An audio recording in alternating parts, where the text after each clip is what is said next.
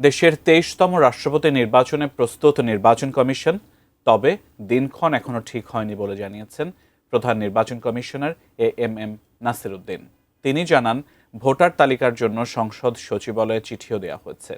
জাতীয় সংসদ অধিবেশনে থাকলে এ নির্বাচন একভাবে হবে, আর না থাকলে অন্য ব্যবস্থা বলেও জানান তিনি।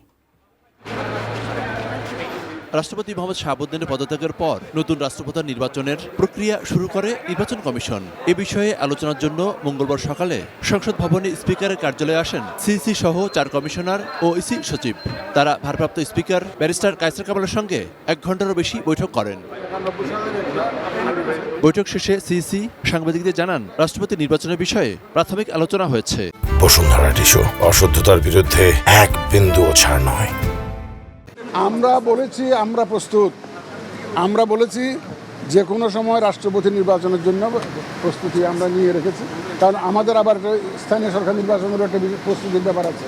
দিনক্ষণ এখনও ঠিক হয় নাই, আপনারা এটা যথাসময়ে জানতে পারবেন। সূর্য উঠলে আপনারা সবাই দেখতে পাবেন, কোনো অসুবিধা নাই। এটা আমরা পরবর্তী এখন আমরা জানিয়ে দেব।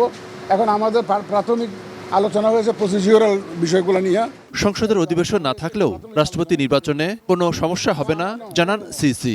ইলেকশন হলে যদি প্রতিযোগিতামূলক হয় তাহলে এক ধরনের ব্যবস্থা, আর যদি প্রতিযোগিতা না থাকে, যদি সিঙ্গেল ক্যান্ডিডেট হয় সেটা আরেক ধরনের ব্যবস্থা। সংসদ থাকলেও অসুবিধা নেই, না থাকলেও অসুবিধা নেই। না থাকলে কিভাবে হবে এটা আইনের মধ্যে বলা আছে। জামাত থেকে বহিষ্কৃত সাতক্ষীরা ৪ আসনের এমপি গাজী নজরুল ইসলামের সদস্যপদ নিয়ে আর এক প্রশ্নের জবাবে সিইসি বলেন, চিঠি পেলে সে বিষয়ে ব্যবস্থা নেবেন তারা। না, ওটা নিয়ে কোনো আলোচনা হয় না। ওনারা আমাদেরকে রেফার করলে তখন আর দেখা যাবে। এটা কোনো আলোচনার বিষয়বস্তু চলবে না। মনিরুল ইসলাম মিন্টু, এটি নিউজ, ঢাকা।